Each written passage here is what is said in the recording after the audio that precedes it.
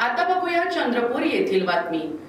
चंद्रपूर शहरातील जटपुरा गेट येथे 1 मे रोजी काळा दिवस पाळून आंदोलन करण्यात आले। विदर्भ राज्य आंदोलन समितीचे संयोजक व माजी आमदार वामनराव चटप यांच्या नेतृत्वात जटपुरा गेट येथे हाताला काळी फीत लावून काळा दिवस पाळण्यात आला।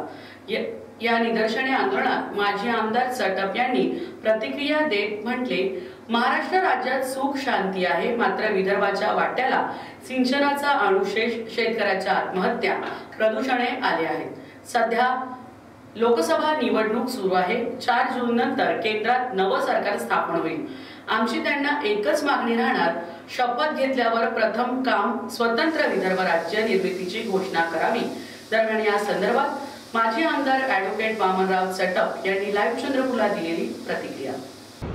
4 वर्ष द्विभाषिक मुंबई राज्यात राहून आणि 64 वर्ष मराठी भाषिकाच्या महाराष्ट्र राज्यात राहून विदर्भातील जनतेच्या वाट्याला शेतकऱ्यांच्या आत्महत्या, सिंचनाचा अनुशेष, कुपोषण, प्रदूषण, सोशिओ इकॉनॉमिक प्रश्न असलेला नक्षलवाद, कमी झालेले 4 लोक आमदार आणि 1 खासदार, आणि या सगळ्या प्रश्नाच्या जटिलतेतून आमचे प्रश्न सुटले नाही, उलट आम्ही गर्तेत गेलो आणि आमच्या वाट्याला 70% वीज तयार करून प्रदूषण आलं, आमचं सगळं जीवन गोत्यात आलं आणि म्हणून महाराष्ट्र दिनाचा निषेध करायचा आम्ही ठरवलं आहे आणि 119 वर्षाची स्वतंत्र विदर्भ राज्याची मागणी कायम निकाली काढण्याच्या दृष्टीने नव्या येणाऱ्या सरकारला वॉर्निंग देण्यासाठी म्हणून हा काळा दिवस आज आम्ही विदर्भातील 11ही जिल्ह्यात पाळत आहोत। एक राजुऱ्याला झालं, तिकडे वणीला सुरू आहे, काही तालुक्याच्या ठिकाणी पण हे आंदोलन सुरू आहे